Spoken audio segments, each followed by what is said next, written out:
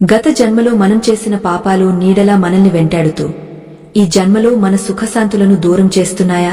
కష్టపడి పనిచేసినా ఫలితం దక్కకపోవడం, ఇంట్లో ఎప్పుడూ ఏదో ఒక గొడవ, అనారోగ్య సమస్యలు, చేతికి వచ్చిన ధనం నీళ్లలా ఖర్చైపోవడం, ఇవన్నీ చూస్తుంటే మీ మనసు వికలమైపోతోందా? ఆత్మ బంధువులారా, ఈ వేదన మీ ఒక్కరిదే కాదు. ఎంతో మంది ధర్మబద్ధంగా బ్రతుకుతున్నా, ఎవరికీ అపకారం చేయకపోయినా ఎందుకు ఇన్ని కష్టాలు వస్తున్నాయి అని కుమిలిపోతుంటారు. కాని మన పురాణాలు ఏం చెబుతున్నాయో తెలుసా? మన ప్రమేయం లేకుండానే మన వెన్నంటే వచ్చే గత జన్మల కర్మల మూట ఈ కష్టాలకు మూల కారణం. ఆ మూటలో మనం తెలియక చేసిన చిన్న చిన్న పొరపాట్లు ఉండవచ్చు, లేదా తెలిసి చేసిన పెద్ద తప్పిదాలే ఉండవచ్చు. అయితే ఆ పాపాల నుండి విముక్తి పొంది ఈ జన్మలో సంపూర్ణ సుఖశాంతులతో వర్ధిల్లడం ఎలా అన్నదే పరమ రహస్యం. ఈ సత్యాన్ని తెలుసుకోవడం మీ జన్మ హక్కు. పురాణాల ప్రకారం ఏ ఆధ్యాత్మిక సత్యాన్నైనా సగంలో వదిలేయకూడదు. ఆవు పులి దగ్గర సగం కథ విని వెళ్లిపోతే దానికి మోక్షం కలగదు. అలాగే ఈ మాటలను ఎక్కడా ఆపకుండా ఏకాగ్రతతో పూర్తిగా విన్నవారికే ఆ భగవంతుని సంపూర్ణ అనుగ్రహం కలుగుతుంది. ఎవరైతే ఈ జ్ఞానాన్ని చివరి వరకు శ్రద్ధగా స్వీకరిస్తారో వారి ఇంట కష్టాల చీకట్లు తొలగిపోయి అష్టైశ్వర్యాలు చేకూరుతాయని మన ధర్మశాస్త్రాలు ఘోషిస్తున్నాయి. కర్మ అనేది ఒక అద్భుతమైన, అదే సమయంలో భయంకరమైన సముద్రం లాంటిది. మనం ఒక విత్తనం నాటినప్పుడు అది వెంటనే మహావృక్షం అయి ఫలాలను ఇవ్వదు కదా, దానికి కొంతకాలం పడుతుంది. అలాగే మనం గత జన్మల్లో చేసిన పనులు ఈ జన్మలో ఫలితాన్ని ఇస్తుంటాయి. అందుకే కొందరు ఏ శ్రమ పడకపోయినా అదృష్టం వారి తలుపు తడుతుంది. మరికొందరు అహర్నిశలు కష్టపడినా కనీసం 3 పూటలా భోజనానికి కూడా ఇబ్బంది పడతారు. దీనినే మనం ప్రారబ్ధ కర్మ అంటాం. అంటే మనం అనుభవించాల్సిందే అని రాసిపెట్టి ఉన్న కర్మ. సాటి ధర్మారాధకులారా, ఒక పాత్రలో ఉల్లిపాయలు ఉంచితే ఆ పాత్రను ఎన్నిసార్లు కడిగినా ఆ వాసన పోవడానికి ఎంత సమయం పడుతుందో, మన ఆత్మ మీద ఉన్న గత జన్మల సంస్కారాలు వదిలించుకోవడానికి కూడా అంతే శ్రద్ధ అవసరం. ఆ వాసనను వదిలించుకోవాలంటే కేవలం గుడికి వెళ్లి రావడం మాత్రమే సరిపోదు. మనం చేసే ప్రతి పని, మనం ఆలోచించే ప్రతి ఆలోచన మన కర్మ ఖాతాలో జమ అవుతూనే ఉంటుంది. ఆకాశంలో నక్షత్రాలు ఎన్ని ఉన్నాయో మన గత జన్మలు కూడా అన్ని ఉండవచ్చు. అన్ని జన్మల పాపాలను ఒక్క క్షణంలో కడిగేయడం సాధ్యమా అని మీకు సందేహం రావచ్చు. కాని గమనించండి, 1000 ఏళ్లుగా చీకటిగా ఉన్న గదిలో ఒక్క చిన్న దీపం వెలిగిస్తే ఆ చీకటి మాయం అవ్వడానికి ఎంతో సమయం పట్టదు కదా. అలాగే మన పాప ప్రక్షాళనకు కూడా ఒక చిన్న దీపం లాంటి మార్గం ఉంది. ఆ మార్గం ఏమిటో తెలుసుకునే ముందు అసలు పాపం మనల్ని ఏ రూపంలో బాధిస్తుందో అర్థం చేసుకోవాలి. కొంతమందికి సంతానం కలగదు, మరికొంతమందికి వివాహం ఆలస్యం అవుతుంది, ఇంకొందరికి అన్నీ ఉన్నా మనశ్శాంతి ఉండదు. ఇవన్నీ గత జన్మలో మనం ఎవరి మనసునో గాయపరిచినప్పుడు లేదా ఎవరికైనా ద్రోహం చేసినప్పుడు కలిగే ఫలితాలు. ఈ సృష్టిలో ఏదీ ఊరికే జరగదు. మనం విసిరిన బంతి గోడకు తగిలి తిరిగా మన దగ్గరికే వచ్చినట్లు మనం చేసిన ప్రతి పని ఏదో ఒక రూపంలో మనల్ని చేరుతుంది. అందుకే మన పెద్దలు ధర్మో రక్షతి రక్షితః అన్నారు. అంటే నువ్వు ధర్మాన్ని కాపాడితే ఆ ధర్మం నిన్ను కాపాడుతుంది. గతంలో ధర్మాన్ని తప్పి ఉంటే ఈ జన్మలో ఆ ధర్మాన్నే ఆశ్రయించి పాప విముక్తి పొందాలి. చాలామంది అడుగుతుంటారు, అమ్మా, గత జన్మలో నేను ఏం చేశానో నాకు తెలియదు కదా, మరి దానికి శిక్ష ఇప్పుడు నేను ఎందుకు అనుభవించాలి అని. మీ ఆవేదన నాకు అర్థం అవుతోంది. మన శరీరం మారుతుంది కాని మన ఆత్మ మోసే వాసనలు మారవు. ఒక పాత బట్టను తీసి కొత్త బట్ట వేసుకున్నంత మాత్రాన మనిషి మారిపోడు కదా. అలాగే మన ఆత్మ కూడా పాత జన్మల జ్ఞాపకాలను, పాపపుణ్యాలను మోస్తూనే ఉంటుంది. ఆ పాపాల నుండి బయటపడడానికి మన శాస్త్రాలు 5 ప్రధాన మార్గాలను సూచించాయి. ఆ 5 మార్గాలను ఎవరైతే నిష్ఠగా పాటిస్తారో వారి జాతకంలో ఎన్ని దోషాలు ఉన్నా, ఎంతటి కఠినమైన గ్రహగతులు ఉన్నా అవన్నీ పటాపంచలు అయిపోతాయి. ఇది నా మాట కాదు, సాక్షాత్తు ఆ పరమేశ్వరుడు పార్వతీదేవికి వివరించిన పరమ రహస్యం. ఈ ప్రయాణంలో మొదటి అడుగు ఏమిటంటే అసలు మన కష్టానికి కారణం మనమే అని అంగీకరించడం.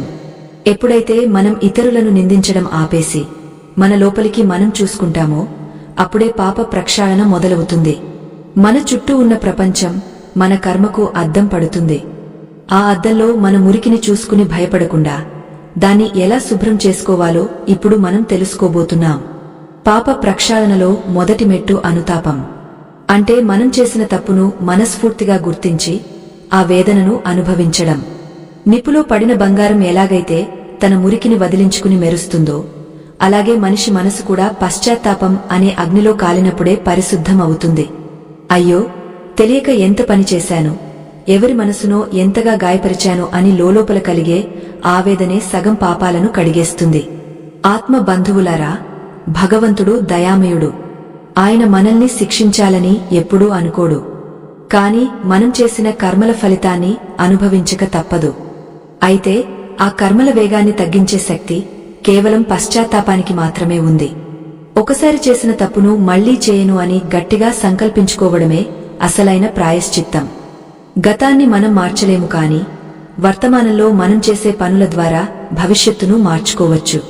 మన పురాణాల్లో అజామిలుడి కథ వినే ఉంటారు.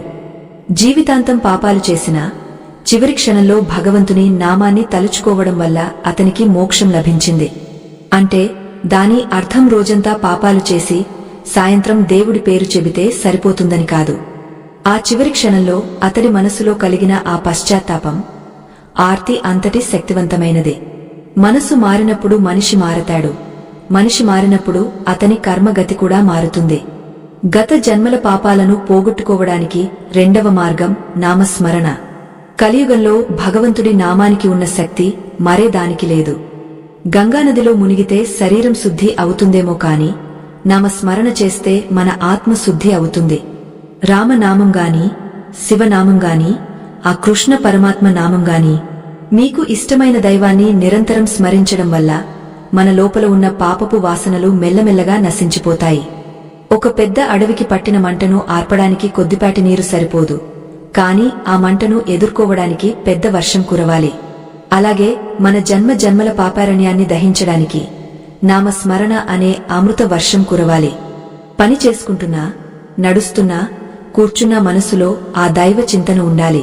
ఎప్పుడైతే మీ నాలుక మీద దేవుడి పేరు నాట్యం చేస్తుందో అప్పుడు మీ నోటి నుండి అబద్ధాలు రావు, ఎవరినీ దూషించాలన్న ఆలోచన రాదు.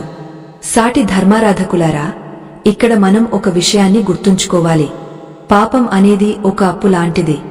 అప్పు తీర్చాలంటే కేవలం సారీ చెబితే సరిపోదు కదా, ఆ సొమ్మును తిరిగి చెల్లించాలి. అలాగే మనం గతంలో ఎవరికైనా హాని చేసి ఉంటే ఈ జన్మలో ఎవరికైనా సహాయం చేయడం ద్వారా ఆ రుణాన్ని తీర్చుకోవాలి. అందుకే మన ధర్మంలో దానానికి అంతటి ప్రాముఖ్యత ఉంది. ముఖ్యంగా అన్నదానం అన్ని దానాల్లో కల్లా మిన్న అని ఎందుకు అంటారో తెలుసా? మనం ఎవరికైనా డబ్బు ఇస్తే వారు ఇంకా కావాలి అని అడుగుతారు. బట్టలు ఇస్తే మరో జత అడుగుతారు. కాని అన్నం పెట్టినప్పుడు మాత్రమే మనిషి తృప్తిగా నా కడుపు నిండింది, ఇక చాలు అని అంటాడు.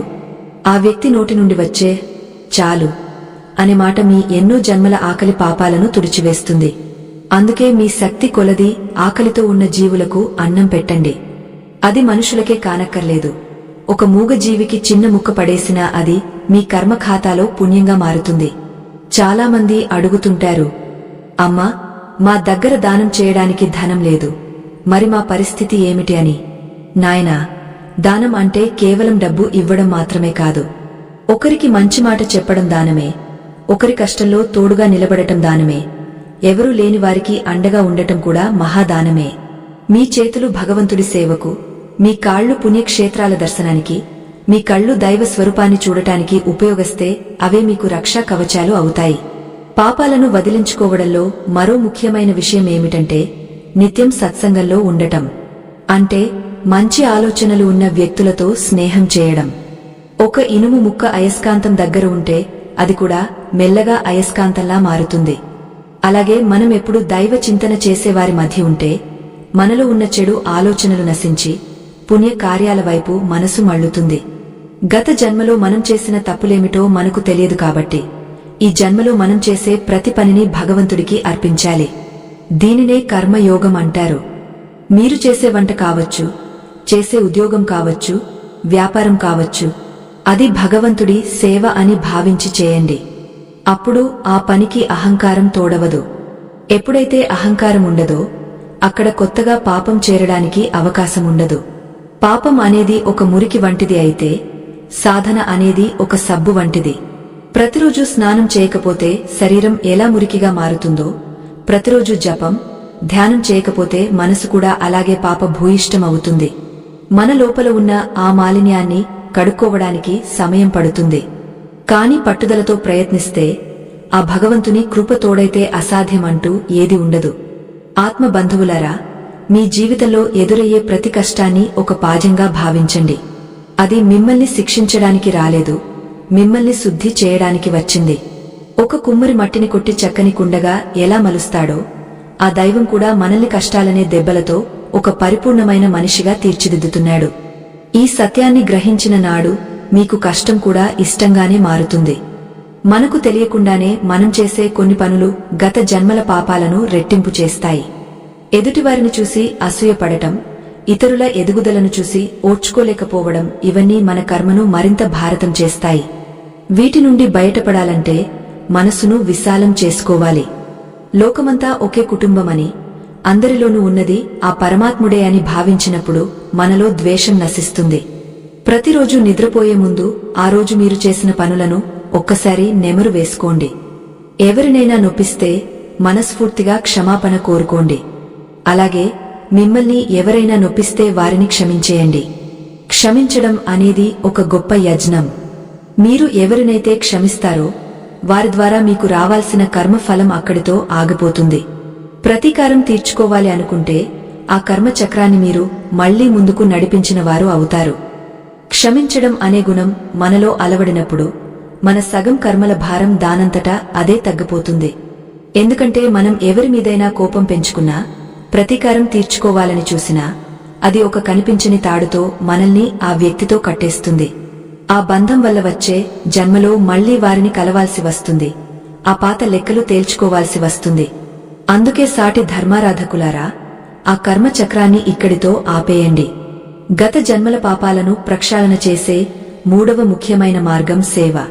సేవ అంటే కేవలం గుడిలో ఊడ్చడం మాత్రమే కాదు, ఆపదలో ఉన్న ప్రతి జీవిని ఆదుకోవడం.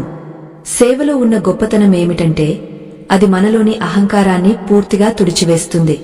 అహంకారం ఎక్కడైతే అంతమవుతుందో అక్కడ పాపం నిలవదు.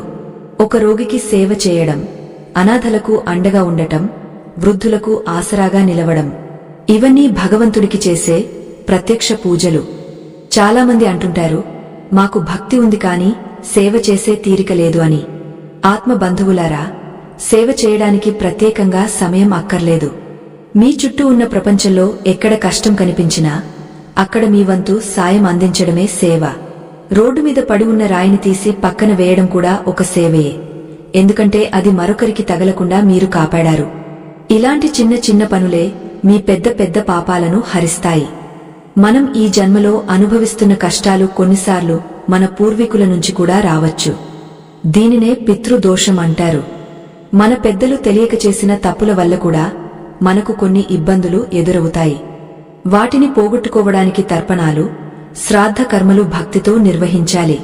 మనకు జన్మనిచ్చిన తల్లిదండ్రుల రుణాన్ని, మన వంశవృక్షాన్ని కాపాడిన పితృదేవతల రుణాన్ని తీర్చుకోవడం మన బాధ్యత.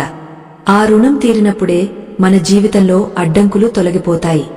ఇక్కడ మనం ఒక గూఢమైన సత్యాన్ని తెలుసుకోవాలి. పాపం అనేది మనం చేసే పనుల్లోనే కాదు, మనం చూసే చూపులో, వినే మాటల్లో కూడా ఉంటుంది. ఇతరుల గురించి చెడుగా వినడం, పరనింద చేయడం కూడా మహాపాపం. అందుకే మన ఇంద్రియాలను మనం అదుపులో ఉంచుకోవాలి. ఎప్పుడైతే మనం పరుల దోషాలను వెతకడం మానేసి మనలోని లోపాలను సరిదిద్దుకుంటామో అప్పుడే మన ఆత్మ ప్రకాశిస్తుంది. సాటి ధర్మారాధకులారా, ఇక్కడ మీకు బలమైన ధర్మసంకట ప్రశ్న వేస్తున్నాను. మీ కళ్ల ముందే ఒక వ్యక్తి ఆకలితో అలమటిస్తున్నాడు. కాని అతను గతంలో ఎన్నో అకృత్యాలు చేసినవాడని, ఎందరినో హింసించినవాడని మీకు తెలుసు. ఇప్పుడు ఆ వ్యక్తిని ఆదుకోవడం ధర్మమా, లేక అతను చేసిన పాపాలకు శిక్షగా ఆకలిని అనుభవించనివ్వడం ధర్మమా? మీ మనసు ఏం చెబుతుందో మీ అభిప్రాయాన్ని తప్పకుండా కామెంట్ రూపంలో తెలియజేయండి. ఇలాంటి ధర్మ సందేహాల మీద చర్చ మన జ్ఞానాన్ని పెంచుతుంది. నిజానికి సృష్టికర్త ప్రతి ఒక్కరికీ ఒక అవకాశం ఇస్తాడు. పాపం చేసిన వాడు కూడా ఒకానొక సమయంలో పశ్చాత్తాపం చెందితే అతనికి సహాయం చేయడం ద్వారా మనం భగవంతుని కృపకు పాత్రులం అవుతాం. ఎందుకంటే శిక్షించడం దేవుడి పని, క్షమించి ఆదుకోవడం మనిషిలోని దైవత్వం. ఆ దైవత్వాన్ని మనం పెంపొందించుకోవాలి. మన చేతులు ఎప్పుడూ ఇతరులకు మేలు చేసే విధంగానే ఉండాలి కాని కీడు తలపెట్టే విధంగా ఉండకూడదు. గత జన్మల పాపాలు పోవడానికి స్నాన విధులకు కూడా మన శాస్త్రాల్లో ప్రాముఖ్యత ఉంది. ముఖ్యంగా పవిత్ర నదులలో స్నానం చేయడం వల్ల మన సూక్ష్మ శరీరం మీద ఉన్న మాలిన్యాలు తొలగిపోతాయి. గంగా, యమున, గోదావరి, కృష్ణ వంటి పుణ్యనదులు కేవలం నీటి ప్రవాహాలు కావు, అవి దైవ శక్తి కలిగిన ప్రవాహాలు. ఆ నీటిలో మునిగినప్పుడు మన మనసులో ఉన్న భారమంతా కరిగిపోతున్నట్లు భావించాలి. అయితే ఇక్కడ ఒక విషయం గుర్తుంచుకోవాలి. నదిలో మునిగితే పాపాలు పోతాయి కదా అని మళ్లీ వచ్చి అవే తప్పులు చేస్తే ఫలితముండదు. ఇది ఎలా ఉంటుందంటే మురికి బట్టను ఉతికిన తర్వాత మళ్లీ బురదలో వేసినట్లు అవుతుంది. కాబట్టి ప్రాయశ్చిత్తం అనేది మనసు లోతుల్లో నుండి రావాలి. ఆ మార్పు శాశ్వతంగా ఉండాలి. అప్పుడే ఆ పుణ్యనదుల స్నానం మీకు సంపూర్ణ ఫలితాన్ని ఇస్తుంది. మరో ముఖ్యమైన విషయం ఏమిటంటే వ్రతాలు మరియు ఉపవాసాలు. మనం ఆహారాన్ని విడిచిపెట్టి చేసే ఉపవాసం కేవలం కడుపుని ఖాళీగా ఉంచడం కాదు, అది మన ఇంద్రియాలను జయించే ఒక శిక్షణ. ఆ రోజు మొత్తం దైవ చింతనలో గడపడం వల్ల మనలోని ప్రతికూల శక్తి నశిస్తుంది. నెలలో కనీసం 2 సార్లు వచ్చే ఏకాదశి వ్రతాన్ని ఆచరించడం వల్ల ఎన్నో జన్మల పాపాలు నశిస్తాయని పురాణాలు చెబుతున్నాయి. చాలామంది అడుగుతారు, అమ్మా, మేము ఎన్నో పూజలు చేస్తున్నాం, దానాలు చేస్తున్నాం కానీ మా కష్టాలు మాత్రం తగ్గడం లేదు అని. ఆత్మ బంధువులారా, దీనికి ఒక కారణముంది. ఒక గదిలో దశాబ్దాల తరబడి పేరుకుపోయిన దుమ్ము ఒక్కరోజు ఊడ్చగానే పోదు కదా. అలాగే మన ఎన్నో జన్మల పాపాలు ఒక్క పూజతో మాయం కావు. దానికి నిరంతర సాధన, ఓర్పు కావాలి. భగవంతుడు మిమ్మల్ని పరీక్షిస్తున్నాడు అంటే ఆయన మీలోని మాలిన్యాన్ని పూర్తిగా తొలగించడానికి సిద్ధంగా ఉన్నాడని అర్థం. కష్టాలు వస్తున్నప్పుడు కుంగపోకుండా ఇది నా పాత పాపాలను కడిగేస్తున్న ప్రక్రియ అని భావించండి. బట్టను ఉతికేటప్పుడు దాన్ని కొడతారు, పిండుతారు, అప్పుడే అది తెల్లగా మారుతుంది. మన జీవితంలో వచ్చే కష్టాలు కూడా అలాంటివే. అవి మనల్ని పవిత్రం చేయడానికి వస్తాయి. ఆ కష్టాలను చిరునవ్వుతో స్వీకరించినప్పుడు ఆ కర్మ తాలూకు వేదన మనల్ని అంతగా బాధించదు. మనసుని అదుపులో ఉంచుకోవడానికి ధ్యానం ఒక గొప్ప ఆయుధం. మనసు ఎప్పుడూ గతం గురించి లేదా భవిష్యత్తు గురించి ఆలోచిస్తూ ఉంటుంది. గతంలో చేసిన తప్పులను తలుచుకుని భయపడటం, భవిష్యత్తులో ఏం జరుగుతుందో అని ఆందోళన చెందడం, ఇవన్నీ మన శక్తిని హరిస్తాయి. ధ్యానం ద్వారా మనసును వర్తమానంలో నిలిపినప్పుడు మనలోని దైవశక్తి జాగృతమై పాత కర్మలను దహించివేస్తుంది. సాటి ధర్మారాధకులారా, మీ జీవితంలో మీరు చేసే ప్రతి చిన్న పనిని కూడా ధర్మబద్ధంగా ఉంచుకోవడానికి ప్రయత్నించండి. మీరు ఇతరుల గురించి మాట్లాడేటప్పుడు, ఒక వస్తువును కొనేటప్పుడు, ఎవరికైనా సలహా ఇచ్చేటప్పుడు అందులో స్వార్థం లేకుండా చూసుకోండి. నిష్కామ కర్మ అంటే ఫలితాన్ని ఆశించకుండా చేసే పని. అలాంటి పనులు మనల్ని కర్మ బంధాల నుండి విముక్తులను చేస్తాయి. నిష్కామ కర్మ గురించి చెప్పుకుంటున్నాం కదా, ఇది ఒక యజ్ఞం లాంటిది. యజ్ఞగుండంలో వేసిన సమిధలు ఎలాగైతే బూడిద అయిపోతాయో, మనం అహంకారం లేకుండా చేసే పనులు మన పాత పాపాలను అలాగే దహించివేస్తాయి. చాలామంది అనుకుంటారు, నేను రోజూ గుడికి వెళ్తున్నాను కదా, నా పాపాలు పోవడం లేదేమిటి అని. కానీ గుడికి వెళ్లడం ఒక భాగం మాత్రమే. బయటకు వచ్చాక మనం ప్రవర్తించే తీరు అసలైన పరీక్ష. మన నోటి నుండి వచ్చే ప్రతి మాట ఒక బాణం లాంటిది. ఒకసారి వదిలితే అది తిరిగరాదు. మనం గతంలో తెలియక ఎందరి మనసులనో గాయపరిచి ఉంటాం. ఆ మాటల వల్ల కలిగే పాపాన్ని పోగొట్టుకోవడానికి వారంలో కనీసం ఒక రోజైనా మౌన వ్రతం పాటించాలి. మౌనం అంటే కేవలం మాట్లాడకుండా ఉండటం కాదు, మనసులో కూడా ఇతరుల గురించి చెడు ఆలోచనలు రాకుండా చూసుకోవడం. ఆ నిశ్శబ్దంలోనే భగవంతుని స్వరం మనకు వినిపిస్తుంది. సాటి ధర్మారాధకులారా, ధర్మరక్షణ కోసం, మన సనాతన సంప్రదాయాలను భావి తరాలకు అందించడం కోసం మా బృందం ఎంతో శ్రమపడుతోంది. ఈ పవిత్రమైన జ్ఞాన ప్రయాణంలో మీరు కూడా తోడుగా నిలవాలనుకుంటే, సాటి మనిషిగా మీ మద్దతును వీడియో చివర్లో ఉన్న స్కానర్ ద్వారా మీ శక్తి కొలది అందించండి. మీ ఇచ్చే ప్రతి చిన్న తోడ్పాటు ధర్మ ప్రచారానికి ఎంతో బలాన్ని ఇస్తుంది. ఇది కేవలం ఆర్థిక సాయం మాత్రమే కాదు, మన ధర్మాన్ని కాపాడుకోవడంలో మీకున్న అంకితభావానికి నిదర్శనం. మనకు అప్పగించిన పనిని మనం ఎంత నిజాయితీగా చేస్తున్నాం అన్నది ముఖ్యం. ఒక ఉపాధ్యాయుడు సరిగా పాఠాలు చెప్పకపోయినా, ఒక వైద్యుడు రోగ పట్ల నిర్లక్ష్యంగా వ్యవహరించినా అది కూడా ఈ జన్మలో కొత్తగా వచ్చి చేరే పాపమే అవుతుంది. మన వృత్తిని మనం దైవంగా భావించాలి. ఎప్పుడైతే మనం చేసే పనిలో నిబద్ధత ఉంటుందో ఆ పని మనల్ని గత జన్మల పాపాల నుండి కూడా విముక్తులను చేస్తుంది. ఆత్మబంధువులారా, మన శాస్త్రాల్లో పంచమహా యజ్ఞాల గురించి చెప్పారు. ఇందులో భూత యజ్ఞం ఒకటి. అంటే మన చుట్టూ ఉన్న పశుపక్షాదులను ఆదుకోవడం. ఒక చీమకు పంచదార వేసినా, ఒక పిట్టకు గింజలు వేసినా అది మీ ఖాతాలో ఉన్న పెద్ద పాపాన్ని చిన్నదిగా మారుస్తుంది. మనం ఈ ప్రకృతి నుండి ఎంతో తీసుకుంటున్నాం, కాని తిరిగి ఇవ్వడం మర్చిపోతున్నాం. ఆ ప్రకృతికి మనం చేసే ప్రతి సేవ మనల్ని శుద్ధి చేస్తుంది. ముఖ్యంగా గోసేవ గురించి ప్రత్యేకంగా చెప్పాలి. ఆవులో ముక్కోటి దేవతలు కొలువై ఉంటారని మన నమ్మకం. ఒక ఆవుకు ప్రేమగా గ్రాసం తినిపించి దాని ఒంటిని నిమిరితే మీకు కలిగే ఆ మనశ్శాంతి కోటి పూజలతో సమానం. మీకున్న కష్టాలు, మానసిక వేదనలు తొలగిపోవాలంటే గోశాలలకు వెళ్ళండి. అక్కడ ఉండే సాత్విక వాతావరణం మీ చుట్టూ ఉన్న ప్రతికూల శక్తిని తరిమికొడుతుంది. గత జన్మల పాపాలను కడిగివేసే మరో మార్గం పారాయణ. రామాయణం, భాగవతం లేదా భగవద్గీతలోని శ్లోకాలను చదవడం వల్ల మన మెదడులోని నరాలు ఉత్తేజితం అవుతాయి. ఆ పవిత్ర గ్రంథాలలోని అక్షరాలు సాక్షాత్తు పరమాత్మ స్వరూపాలు. మీరు అర్థం తెలుసుకుని చదివినా, తెలియక చదివినా ఆ ధ్వని తరంగాలు మీ ఇంట్లోని వాస్తు దోషాలను, మీ ఒంట్లోని కర్మదోషాలను తొలగిస్తాయి. చాలామందికి ఒక అలవాటు ఉంటుంది. ఎప్పుడూ తన కష్టాల గురించి అందరికీ చెబుతూ బాధపడటం. అలా చేయడం వల్ల మీ కష్టం తగ్గదు, సరే కదా. మీరు ఆ నెగటివ్ ఎనర్జీని మీ దగ్గరే ఉంచుకుంటున్నారు. దానికి బదులుగా భగవంతుని ముందు కూర్చుని ఏడవండి. ఆ కన్నీళ్లకు మీ పాపాలను కడిగేసే శక్తి ఉంది. మనుషుల ముందు ఏడిస్తే హేళన చేస్తారు, కాని దేవుని ముందు ఏడిస్తే ఆయన ఓదార్పునిస్తారు. మనసులోని మాలిన్యాన్ని వదిలించుకోవడానికి త్యాగం అవసరం. త్యాగం అంటే సర్వం వదిలేసి అడవులకు వెళ్లడం కాదు, మనలోని చెడు అలవాట్లను వదిలేయడం. ఉదాహరణకు, మీకు బాగా ఇష్టమైన ఒక వస్తువును లేదా ఆహారాన్ని దైవ ప్రీత్యర్థం వదిలేయండి. ఆ చిన్న త్యాగం మీ మనోబలాన్ని పెంచుతుంది. మనసు ఎప్పుడైతే దృఢంగా మారుతుందో అప్పుడు పాత కర్మల ప్రభావం మిమ్మల్ని ఎక్కువగా బాధించదు. సాటి ధర్మారాధకులారా, ఇక్కడ మీరు ఒక రహస్యాన్ని గమనించాలి. మనం ఇతరులకు చేసే మేలు మనకు రక్షణ కవచంలా మారుతుంది. ఒకవేళ మీ జాతకంలో ఏదైనా ప్రమాదం రాసిపెట్టి ఉన్నా, మీరు గతంలో చేసిన ఏదో ఒక పుణ్యం ఆ ప్రమాదం నుండి మిమ్మల్ని తప్పిస్తుంది. అందుకే పుణ్యం సంపాదించుకోవడం అంటే బ్యాంకులో డబ్బు దాచుకున్నట్లే. కష్టకాలంలో అది మిమ్మల్ని ఆదుకుంటుంది.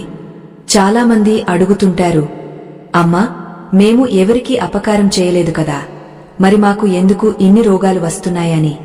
నాయనా, శారీరక రోగాలు కూడా గత జన్మల కర్మల ఫలితమే అని ఆయుర్వేదం చెబుతోంది. అందుకే మందులతో పాటు మంత్రాన్ని కూడా జపించాలి. వైద్యో నారాయణో హరిః అన్నారు కదా. ఆ నారాయణుడిని స్మరిస్తూ చికిత్స పొందితే ఆ వ్యాధి త్వరగా నయమవుతుంది. మీరుండే ఇల్లు కూడా మీ కర్మను ప్రభావితం చేస్తుంది. ఇంట్లో ఎప్పుడూ శుభ్రంగా ఉంచుకోవడం, దీపం వెలిగించడం, సాంబ్రాణి ధూపం వేయడం వంటివి చేయడం వల్ల అక్కడ ఉన్న ప్రతికూలత తొలగిపోతుంది. ఎక్కడైతే నిత్యం భగవన్నామ స్మరణ జరుగుతుందో అక్కడ దుష్ట శక్తులు లేదా పాపపు ఆలోచనలు నిలవవు. మీ ఇంటిని ఒక దేవాలయంగా మార్చుకోండి. మన పాత పాపాలను పోగొట్టుకోవడానికి గురువు మార్గదర్శకత్వం ఎంతో అవసరం. గురువు అంటే ఎవరో కాదు, మనలోని అజ్ఞానాన్ని తొలగించే జ్యోతి. సరైన గురువు దొరికినప్పుడు మన జీవిత ప్రయాణం సులభం అవుతుంది. గురువు చెప్పిన చిన్న మంత్రం లేదా ఒక చిన్న సలహా మీ జీవితాన్నే మార్చేయగలదు. ఆ గురు అనుగ్రహం కోసం నిరంతరం ప్రార్థించాలి. ఆత్మబంధువులారా, మీ ఇంటిని ఒక దేవాలయంగా మార్చుకోమని చెప్పాను కదా. దానికి ప్రధాన కారణం మన చుట్టూ ఉండే వాతావరణం మన మనస్సు మీద, మన కర్మల మీద తీవ్రమైన ప్రభావం చూపిస్తుంది. అందుకే మన పెద్దలు తీర్థయాత్రలకు వెళ్లమని చెబుతుంటారు. తీర్థయాత్ర అంటే కేవలం కొత్త ప్రదేశాలను చూడటం కాదు, వేల సంవత్సరాలుగా మహర్షులు, భక్తులు చేసిన తపస్సు వల్ల అక్కడ ఏర్పడిన దివ్యమైన శక్తిని మనలో నింపుకోవడం. కాశీగాని, తిరుమలగాని, శ్రీశైలం గాని ఇవన్నీ కేవలం రాళ్లు, రప్పలతో కట్టిన కట్టడాలు కావు. అక్కడ నిరంతరం జరిగే మంత్రోచ్చారణలు, భక్తుల ఆర్తి ఆ ప్రదేశాలను చైతన్యవంతం చేస్తాయి. మీరు అడుగుపెట్టిన వెంటనే అక్కడ ఉండే ఆ ప్రకంపనలు మీలోని కర్మ మాలిన్యాన్ని వదిలించేలా చేస్తాయి. ఆ పుణ్యక్షేత్రాలలో మీరు చేసే ప్రతి చిన్న దానం, ప్రతి ఒక్క ప్రదక్షిణ మీ ఖాతాలో ఉన్న పాపాలను పటాపంచలు చేస్తుంది. సాటి ధర్మారాధకులారా, ధర్మరక్షణ కోసం మా బృందం పడుతున్న శ్రమకు మీరు తోడుగా నిలవాలనుకుంటే, ఈ పవిత్రమైన సందేశాలు అందరికీ చేరాలని మీరు కోరుకుంటే, వీడియో చివర్లో ఉన్న స్కానర్ ద్వారా మీ మద్దతు అందించండి. మీరు ఇచ్చే ఈ చిరుకానుక ఈ ధర్మ ప్రచారానికి ఒక వెలుగు దివ్వెలా మారుతుంది. పరులకు సాయం చేయడం కంటే మించిన పుణ్యం మరొకటి లేదు. మీ సహాయం ద్వారా ఈ జ్ఞానాన్ని 10 మందికి పంచడం కూడా ఒక గొప్ప సత్కర్మయే అవుతుంది. గత జన్మల పాపాలను పోగొట్టుకోవడానికి మరో అద్భుతమైన మార్గం సత్యవ్రతం. అంటే ఎల్లప్పుడూ నిజం పలకడం. అబద్ధం అనేది ఒక పాపమైతే నిజం అనేది ఒక పరమౌషధం. మనం ఒక అబద్ధాన్ని దాచడానికి 100 అబద్ధాలు చెబుతాం. దానివల్ల మన కర్మ భారం పెరుగుతూనే ఉంటుంది. కాని ఎంత కష్టమైనా నిజమే మాట్లాడతాను అని సంకల్పించుకున్నప్పుడు ఆ సత్యమే మనల్ని ఆ కర్మ బంధాల నుండి విముక్తులను చేస్తుంది. మన పురాణాలలో హరిశ్చంద్రుడి కథ మనకు ఇదే బోధిస్తుంది. అన్నీ కోల్పోయినా సత్యాన్ని వదలలేదు కాబట్టే ఆయన ఇప్పటికీ ఆదర్శంగా నిలిచారు. మన నిత్య జీవితంలో చిన్న చిన్న అబద్ధాలు ఆడటం మానేయండి. ఎప్పుడైతే మీ మాటలో సత్యం ఉంటుందో అప్పుడు మీ వాక్కుకు శక్తి వస్తుంది. మీరు ఏదైనా కోరుకుంటే అది జరిగే స్థాయికి మీ ఆత్మ ఎదుగుతుంది. ఆ శక్తి మీ పాత పాపాలను భస్మం చేసే అగ్నిలా మారుతుంది. ముఖ్యంగా తల్లిదండ్రుల సేవ గురించి మనం ఎప్పుడూ మాట్లాడుకోవాలి. మాతృదేవోభవ, పితృదేవోభవ అన్నది ఊరికే చెప్పిన మాట కాదు. మీ ఇంట్లో ఉన్న తల్లిదండ్రులను కళ్లల్లో పెట్టుకుని చూసుకుంటే మీరు ఏ గుడికి వెళ్ళక్కర్లేదు, ఏ యజ్ఞాలు చేయక్కర్లేదు. వారి మనసు గెలిచిన రోజున, వారి ఆశీస్సులు మీమీద ఉన్న రోజున మీ ఎన్ని జన్మల పాపాలైనా కరిగిపోతాయి. వారిని బాధపెట్టి చేసే ఏ పూజ కూడా భగవంతుడు స్వీకరించడు. చాలామందికి ఒక అలవాటు ఉంటుంది, ఏ చిన్న కష్టం వచ్చినా దేవుడిని తిట్టడం, నాకు ఎందుకు ఈ కష్టాలు ఇస్తున్నావు అని నిందించడం. కాని గుర్తుంచుకోండి, ఆ కష్టాలు దేవుడు ఇచ్చేవి కావు, మనం గతంలో చేసుకున్నవే. ఒక తండ్రి తన బిడ్డ తప్పు చేసినప్పుడు దండిస్తాడు. అది బిడ్డ మీద కోపంతో కాదు, బిడ్డ మారాలనే ప్రేమతో. భగవంతుడు కూడా మనకు కష్టాలు ఇస్తున్నాడంటే మనం చేసిన పొరపాట్లను సరిదిద్దుకోవడానికి అవకాశం ఇస్తున్నాడని అర్థం. పాప ప్రక్షాళనలో భక్తి అనేది ఒక సులభమైన వంతెన లాంటిది. ఒక చిన్న పిల్లవాడు బురదలో పడితే వాడిని వాడే కడుక్కోలేడు. కాని వాడు ఏడుస్తూ తల్లిని పిలిస్తే ఆ తల్లి వచ్చి వాడిని ఎత్తుకుని శుభ్రం చేస్తుంది. మనం కూడా ఆ భగవంతుడి ముందు పసిపిల్లల్లా మారిపోవాలి. నా వల్ల కావడం లేదు తండ్రి, నన్ను ఈ కర్మ సముద్రం నుండి కాపాడు అని వేడుకుంటే ఆ దయామయుడు తప్పకుండా చేయి అందిస్తాడు. మనం చేసే ప్రతి పనిలోనూ ఒక భావం ఉండాలి. దీపం వెలిగించేటప్పుడు నాలోని అజ్ఞానాంధకారం తొలగపోవాలి అని భావించాలి. నమస్కారం చేసేటప్పుడు నాలోని అహంకారం నీ పాదాల చెంత పెడుతున్నాను అని అనుకోవాలి. ఇలాంటి భావనతో చేసే పనులు మనల్ని లోలోపల మారుస్తాయి. బాహ్యంగా చేసే ఆచారాల కంటే అంతరంగా చేసే ఈ మార్పులే అత్యంత శక్తివంతమైనవి. గత జన్మలో మనం ఎవరికైనా భూమిని అపహరించడం గాని, ఇతరుల ధనాన్ని దొంగిలించడం గాని చేసి ఉంటే ఈ జన్మలో మనకు ఆర్థిక ఇబ్బందులు వస్తుంటాయి. దీనికి విరుగుడుగా మనం చేయాల్సింది ఏమిటంటే ఇతరుల ఆస్తిపై ఆశ పడకుండా ఉండటం. ఎవరైనా పొరపాటున మన దగ్గర డబ్బులు మర్చిపోయినా వాటిని తిరిగి ఇచ్చేయాలి. అలా చేయడం వల్ల మనమీద ఉన్న ఆ రుణ భారం క్రమంగా తగ్గిపోతుంది. సాటి ధర్మారాధకులారా, ఈ ప్రపంచం ఒక పెద్ద అద్దం లాంటిది. మీరు నవ్వితే అద్దంలో ఉన్న చిత్రం కూడా నవ్వుతుంది. మీరు కోపగించుకుంటే అది కూడా అలాగే కనిపిస్తుంది. మీరు లోకానికి మంచి చేయండి, ఆ మంచి 100 రెట్లు తిరిగి మిమ్మల్ని చేరుతుంది. ఇది ప్రకృతి నియమం. మీ కర్మలను మార్చుకోవడం మీ చేతుల్లోనే ఉంది. విధిని ఎవరు మార్చలేరు అంటారు కాని సంకల్పం బలంగా ఉంటే ఆ విధి రాతను కూడా తిరగరాయవచ్చు. మనం పుట్టినప్పటి నుండి ఇప్పటి వరకు ఎన్నో తెలిసి తెలియక చేసిన తప్పులు ఉంటాయి. ప్రతిరోజు రాత్రి పడుకునే ముందు, ఓ పరమేశ్వరా, ఈ రోజు నేను ఎవరినైనా బాధపెట్టి ఉంటే నన్ను క్షమించు, రేపటి నుండి నన్ను మంచి మార్గంలో నడిపించు అని ప్రార్థించండి. ఈ ప్రార్థన మీ అంతరాత్మను శుద్ధి చేస్తుంది. నిత్యం ఇలా చేయడం వల్ల మీలో ఒక కొత్త వెలుగు ఉదయిస్తుంది. ఆ వెలుగులో పాపపు నీడలు మాయమైపోతాయి. శరీరానికి స్నానం ఎంత ముఖ్యమో మనసుకి దైవనామ స్మరణ అంత ముఖ్యం. ఒక్క నిమిషం పాటు కళ్ళు మూసుకుని ఆ పరమాత్మను స్మరించండి. ఆ నిశ్శబ్దంలోనే మీ అన్ని ప్రశ్నలకు సమాధానాలు దొరుకుతాయి. మీ లోపల ఉన్న ఆ దైవ శక్తిని మీరు గుర్తిస్తే ఇక ఏ పాపం మిమ్మల్ని తాకదు, ఏ కర్మ మిమ్మల్ని భయపెట్టదు. అప్పుడే మీరు నిజమైన ప్రశాంతతను అనుభవిస్తారు. ఆ నిజమైన ప్రశాంతత మనకు లభించకుండా అడ్డుపడేవి మనలోని పాత సంస్కారాలు. సంస్కారము అంటే మనం అలవాటుగా చేసే పనులు, మన మనసులో బలంగా ముద్రపడిపోయిన ఆలోచనలు. ఆత్మబంధువులారా, ఈ సంస్కారాలు అనేవి ఒక గొలుసు లాంటివి. గత జన్మలో మనం దేనిమీదైతే అతిగా మోహం పెంచుకున్నామో, దేనినైతే అతిగా ద్వేషించామో అవే ఈ జన్మలో మన ప్రవర్తనను శాసిస్తుంటాయి. అందుకే కొందరు చిన్నప్పటి నుండే చాలా శాంతంగా ఉంటారు, మరికొందరు ఎప్పుడూ కోపంతో రగిలిపోతుంటారు. ఇదంతా గత జన్మల వాసనలే.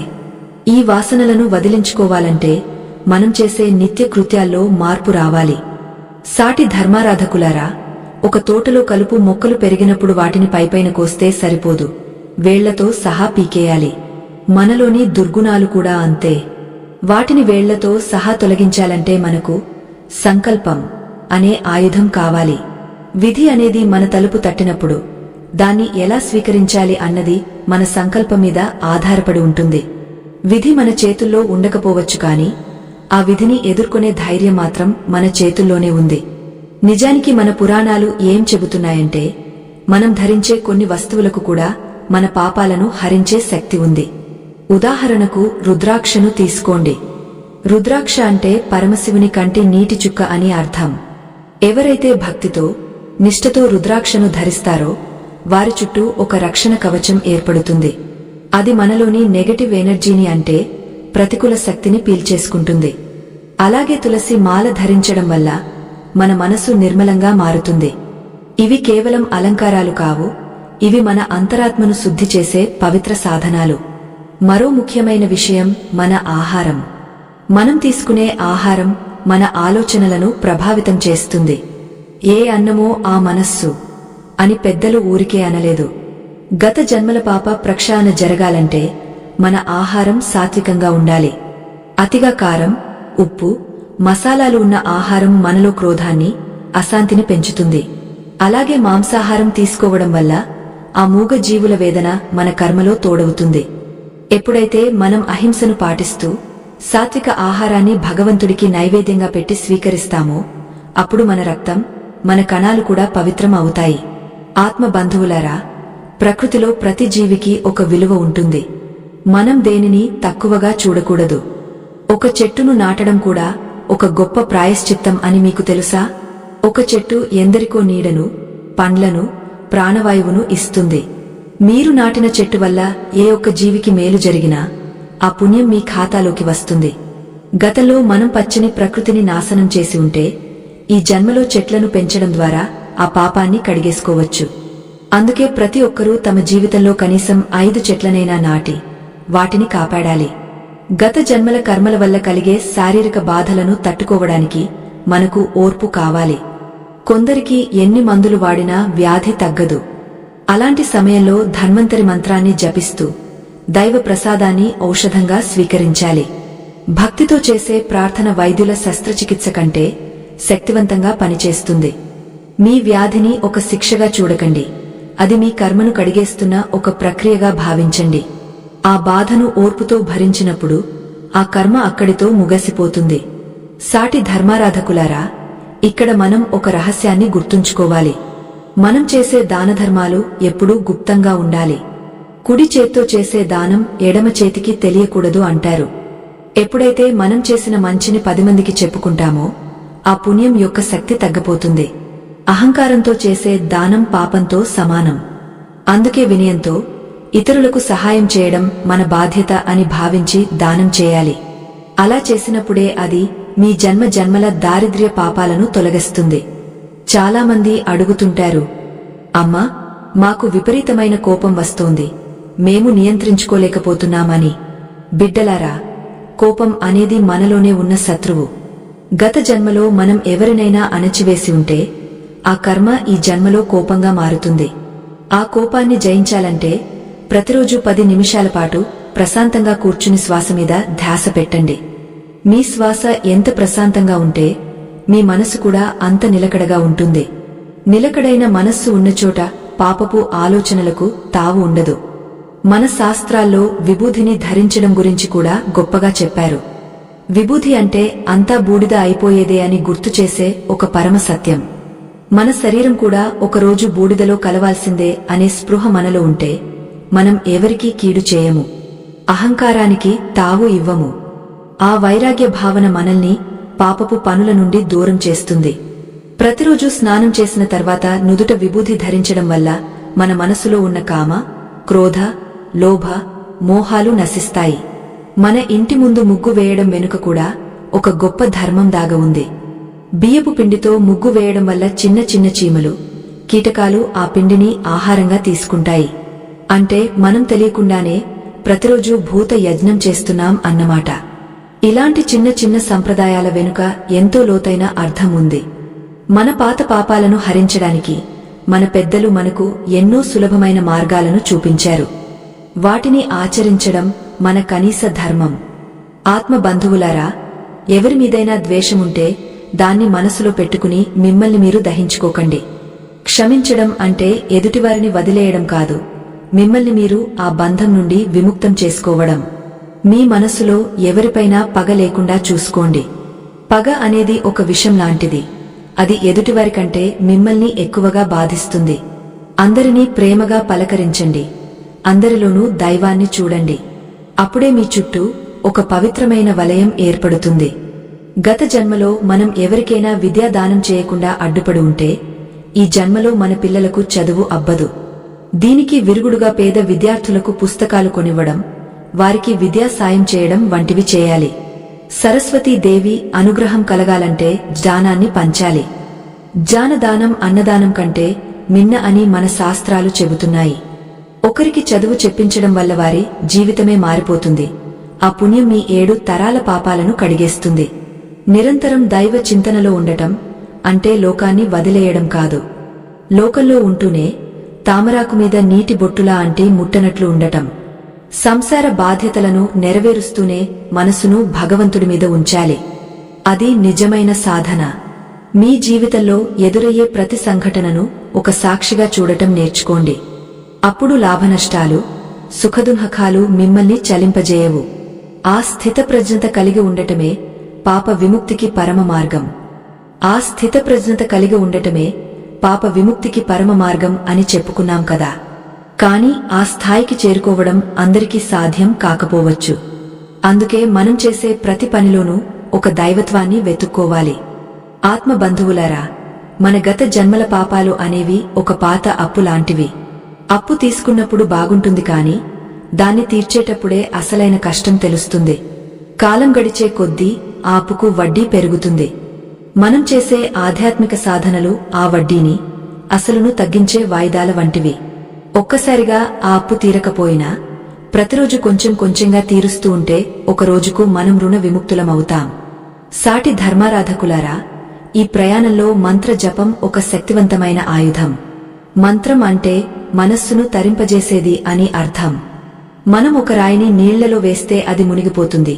కాని అదే రాయి మీద రామనామం రాసి సముద్రంలో వేస్తే అది తేలుతుంది. మన జీవితం కూడా అలాంటిదే. పాప భారంతో మునిగిపోతున్న మన జీవిత నావను భగవంతుని నామం అనే తెడ్డుతో ఒడ్డుకు చేర్చుకోవాలి. ఏ మంత్రాన్ని జపించినా అది మీ అంతరాత్మలో ప్రతిధ్వనించాలి. ఆ శబ్ద తరంగాలు మీ సూక్ష్మ శరీరంలో ఉన్న కర్మ మాలిన్యాలను విచ్ఛిన్నం చేస్తాయి. మనసుని శుద్ధి చేసుకోవడంలో సత్క్రియలకు మించిన మార్గం లేదు. ఎవరైనా ఆపదలో ఉన్నప్పుడు మనం చేసే చిన్న సాయం మన 1000 అబద్ధాల పాపాన్ని తుడిచేస్తుంది. ఒక పేదవాడి కన్నీరు తుడిచినప్పుడు మీ మనసులో కలిగే ఆ తృప్తి ఉందే, అది సాక్షాత్తు పరమాత్మ మీకు ఇచ్చే దీవెన. మనం చేసే దానధర్మాలు మనకు తెలియకుండానే మన కర్మ ఖాతాలో పుణ్యాన్ని జమ చేస్తాయి. ఆ పుణ్యమే మనకు రక్షణ కవచంలా మారి దురదృష్టాలు మన దరి చేరకుండా అడ్డుకుంటుంది.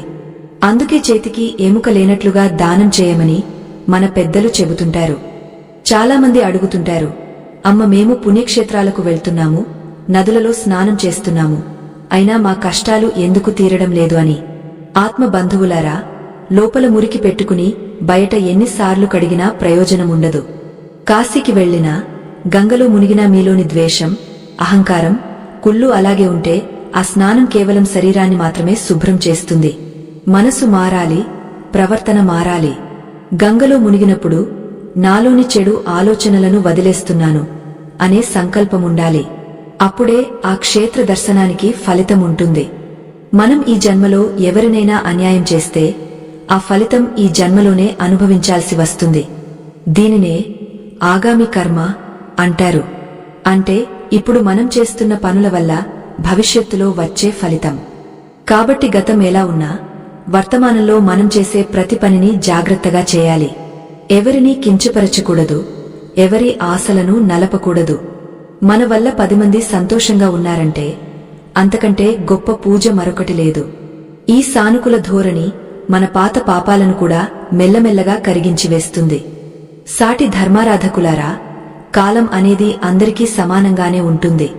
కాని మనం దాన్ని ఎలా వాడుకుంటున్నాం అన్నదే ముఖ్యం.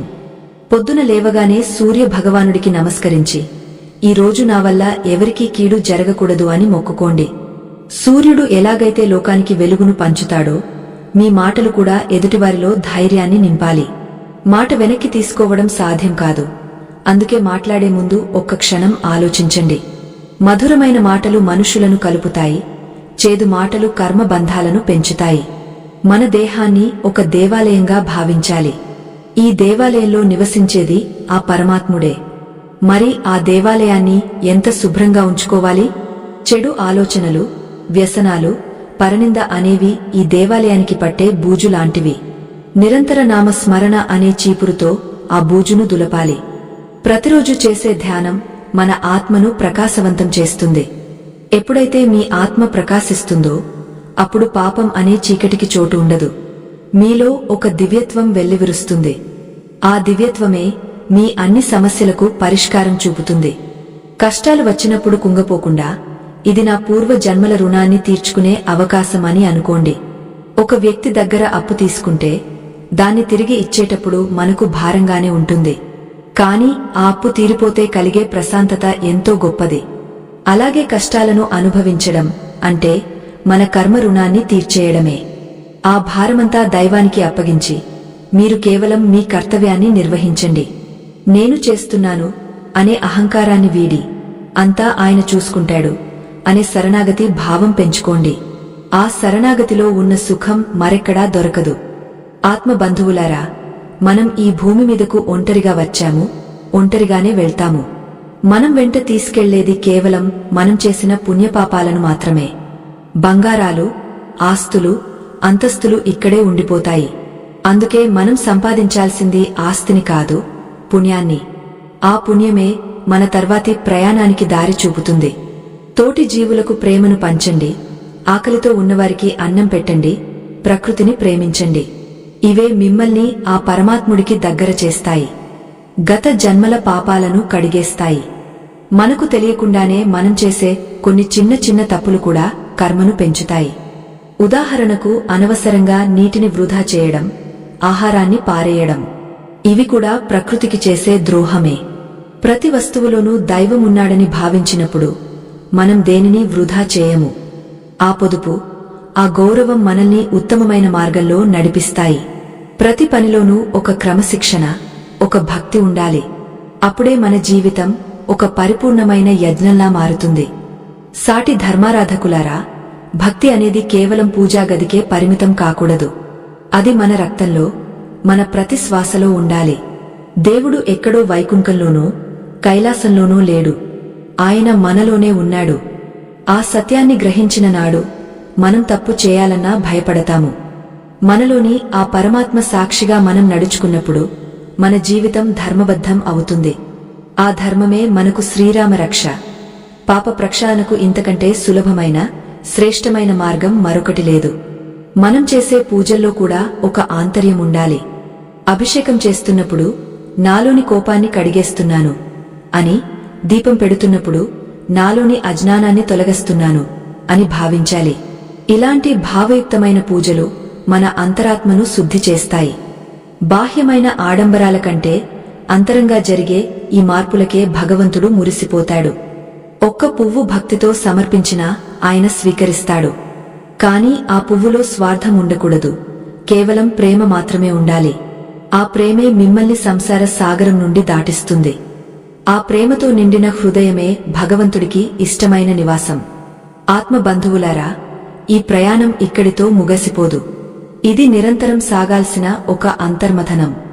మన గత జన్మల పాపాలు అనేవి ఒక నల్లని మేఘంలా మనల్ని కమ్మేసినప్పుడు జానం అనే సూర్యరశ్మి సోకగానే అవి విడిపోక తప్పదు. అయితే ఆ సూర్యుడు ఉదయించాలంటే మనసులోని అహంకారం అనే పొరలు తొలగిపోవాలి. ఏకాగ్రతతో చేసే ప్రతి సాధన మనల్ని ఆ పరమ సత్యానికి దగ్గర చేస్తుంది. మనం చేసే ప్రతి పనిలోనూ, ప్రతి మాటలోనూ ఒక పవిత్రత ఉండాలి. సాటి ధర్మారాధకులారా, ఒక నది సముద్రంలో కలిసే వరకు దాని ప్రయాణం ఆగదు కదా.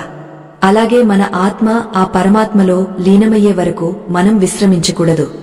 ఈ జన్మలో మనకు ఎదురయ్యే కష్టాలు, అవమానాలు అన్నీ మనల్ని మరింత దృఢంగా మార్చడానికే వస్తాయి. వాటిని చూసి భయపడి వెనకడుగు వేస్తే మనం మళ్లీ అదే కర్మచక్రంలో చిక్కుకుపోతాము. ఓర్పుతో, నిలకడతో వాటన్నింటినీ దాటి ముందుకు సాగాలి. మనసులోని ఆవేదనను తగ్గించుకోవడానికి మౌనం ఒక గొప్ప సాధనం అని ముందే చెప్పుకున్నాం. కాని ఆ మౌనంలో దైవ చింతన తోడవ్వాలి. ఖాళీగా ఉన్న మనసు దయ్యాల నిలయం అంటారు కదా.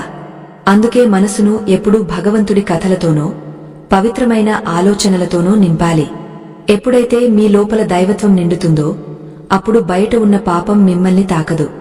ఒక తామరాకు నీటిలో ఉన్న దానికి నీరు ఎలా అంటదో మీరు కూడా ఈ ప్రపంచంలో ఉంటూనే కర్మలకు అతీతంగా జీవించవచ్చు. సాటి ధర్మారాధకులారా, మన సంస్కృతిని, సంప్రదాయాలను, ఈ ఆధ్యాత్మిక జ్ఞానాన్ని భావి తరాలకు అందించడం మనందరి బాధ్యత. ధర్మరక్షణ కోసం మా బృందం చేస్తున్న ఈ చిన్న ప్రయత్నానికి మీ వంతు చేయూతను అందించండి. ఈ పవిత్ర కార్యం నిరంతరాయంగా కొనసాగాలన్నా, మరింత మందికి ఈ జ్ఞానం అందాలన్నా మీ మద్దతు ఎంతో అవసరం. కథ ఇంకా ముగియలేదు. మరిన్ని గొప్ప విషయాలు తెలుసుకునే ముందు ధర్మం కోసం నిలబడే ప్రతి ఒక్కరూ వీడియో చివర్లో ఉన్న స్కానర్ ద్వారా మీ మద్దతును ప్రేమతో అందించండి. మీరు ఇచ్చే ఆ తోడ్పాటు మాకు కొండంత బలాన్ని ఇస్తుంది. మనం చేసిన పాపాలు ఎంత పెద్దవైనా భగవంతుడి కరుణ అంతకంటే 1000 రెట్లు పెద్దది. సముద్రంలో పడిన ఒక ఉప్పు గడ్డ ఎలా కరిగిపోతుందో ఆయన శరణు కోరినప్పుడు మన పాపాలన్నీ అలాగే కరిగిపోతాయి. కాని ఆ శరణాగతిలో నిష్కల్మషమైన ప్రేమ ఉండాలి. తండ్రి, నా తప్పులు నాకు తెలిసాయి, ఇకపై నీ బాటలోనే నడుస్తాను అని మనస్ఫూర్తిగా మొక్కుకున్న రోజున మీ జీవితంలో ఒక కొత్త అధ్యాయం మొదలవుతుంది. ఆ రోజు నుండి మీ కష్టాల తీవ్రత తగ్గిపోతుంది. గత జన్మల కర్మలను పోగొట్టుకోవడానికి అత్యంత శక్తివంతమైన మార్గం పరహితం, అంటే ఇతరుల మేలు కోరడం. మన కోసం మనం బ్రతికితే అది కేవలం జీవనం మాత్రమే అవుతుంది. కాని ఇతరుల కోసం బ్రతికితే అది ఒక యజ్ఞం అవుతుంది. లోకంలో ఉన్న ప్రతి జీవిలోనూ ఆ దైవాన్ని చూడటం అలవాటు చేసుకోండి. ఒక ఆకలితో ఉన్న ప్రాణికి అన్నం పెట్టినప్పుడు ఆ కళ్లలో కనిపించే తృప్తి ఉందే, అది సాక్షాత్తు దేవుడు మీకు ఇచ్చే దీవెన. ఆ దీవెనే మీ తలరాతను మారుస్తుంది. నిజానికి మన కష్టాలకు కారణం మనమే అని తెలిసినప్పుడు ఇతరుల మీద కోపం రాదు, ఎవరినీ నిందించాలని అనిపించదు. ఈ అవగాహన రావడమే పాప విముక్తికి మొదటి విజయం. ప్రతిరోజూ పడగ విప్పే పాములా మనలోని కోరికలు మనల్ని ఉక్కిరిబిక్కిరి చేస్తాయి. ఆ కోరికలను అదుపులో ఉంచుకోవడమే అసలైన తపస్సు. ఏది జరిగినా అది నా మంచికే అని భావించడం నేర్చుకున్న నాడు మనకు దుంహకం అనేదే ఉండదు. ఆ స్థితిని పొందినవాడు ఈ భూమి మీదనే మోక్షాన్ని పొందుతాడు. ఆత్మ బంధువులారా, భగవంతుడు మనకిచ్చిన ఈ మనిషి జన్మ ఎంతో విలువైంది. దీన్ని వృధా చేసుకోకండి. అనవసరమైన గొడవలు, ఈర్ష్యలు, ద్వేషాలతో కాలాన్ని గడపకండి. ప్రతి క్షణం విలువైనది. రేపు అనేది మన చేతుల్లో లేదు. అందుకే ఈ రోజే, ఇప్పుడే మంచి పని చేయడం మొదలుపెట్టండి. ఎవరికైనా సహాయం చేయండి. 10 మందితో ప్రేమగా మాట్లాడండి. ఆ చిన్న మార్పు మీ జీవితంలో పెద్ద వెలుగును నింపుతుంది. గత జన్మల పాపాలు చీకటి లాంటివి అయితే మీరు చేసే సత్కార్యాలు దీపపు కాంతి లాంటివి. మనం చేసే పూజలు, వ్రతాలు అన్నీ ఒక క్రమశిక్షణను అలవరచడానికే. ఆ క్రమశిక్షణ మన ప్రవర్తనలో కనిపించాలి. కేవలం గంటల తరబడి పూజలు చేసి బయటకు రాగానే ఎదుటివారిని దూషిస్తే ఆ పూజకు ఫలితముండదు. మన ప్రవర్తనే మన అసలైన పూజ. ఎప్పుడైతే మన వల్ల ఏ ఒక్క ప్రాణికి కూడా హాని జరగదో అప్పుడు మనం భగవంతుడికి అత్యంత ప్రియమైన వారమవుతాము. ఆ స్థితిలో మన పాత కర్మలన్నీ వాటంతటా అవే తొలగిపోతాయి. సాటి ధర్మారాధకులారా, మీ హృదయాన్ని ఒక పవిత్రమైన గదిలా ఉంచుకోండి. అక్కడ కేవలం ప్రేమకు, దయకు, భక్తికి మాత్రమే చోటు ఇవ్వండి. ద్వేషం, అసూయ అనే మురికిని లోపలికి రానివ్వకండి. మీరు ఎంత పవిత్రంగా ఉంటే అంతటి దైవశక్తి మీలో ప్రవహిస్తుంది. ఆ శక్తి మీ చుట్టూ ఉన్న కష్టాలను, ఇబ్బందులను ఎదుర్కొనే ధైర్యాన్ని ఇస్తుంది. కర్మలు మనల్ని బాధించవచ్చు, కాని అవి మన ఆత్మను ఏమీ చేయలేవు. ఈ నిజాన్ని గుర్తుంచుకోండి. ఈ 8 భాగాల ప్రయాణంలో మనం ఎన్నో విషయాలు చెప్పుకున్నాం. ప్రాయశ్చిత్తం, సేవ, దానం, నామస్మరణ, క్షమ ఇవన్నీ మన పాపాలను కడిగేసే పవిత్ర గంగాజలాలు. వీటిని మీ జీవితంలో భాగం చేసుకోండి.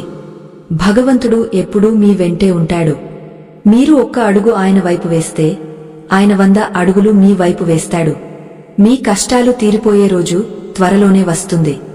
అప్పటి వరకు ఓర్పుతో, భక్తితో మీ ధర్మాన్ని నిర్వహించండి. ముగింపు మాటగా ఒక్కటి చెబుతాను. గతంలో ఏం జరిగిందో అని చింతించకండి. వర్తమానంలో మీరు చేసే మంచి పనులే మీ భవిష్యత్తును నిర్మిస్తాయి. భగవంతుడిని నమ్మండి, ధర్మాన్ని పాటించండి. అపకారికి కూడా ఉపకారం చేసే స్థాయికి మీ మనసును ఎదిగించుకోండి. అప్పుడే మీరు ఈ జన్మను సార్థకం చేసుకున్నవారు అవుతారు. ఆ పరమేశ్వరుని ఆశీస్సులు మీపై, మీ కుటుంబంపై ఎల్లవేళలా ఉండాలని మనస్ఫూర్తిగా కోరుకుంటున్నాను. శుభం భూయాత్.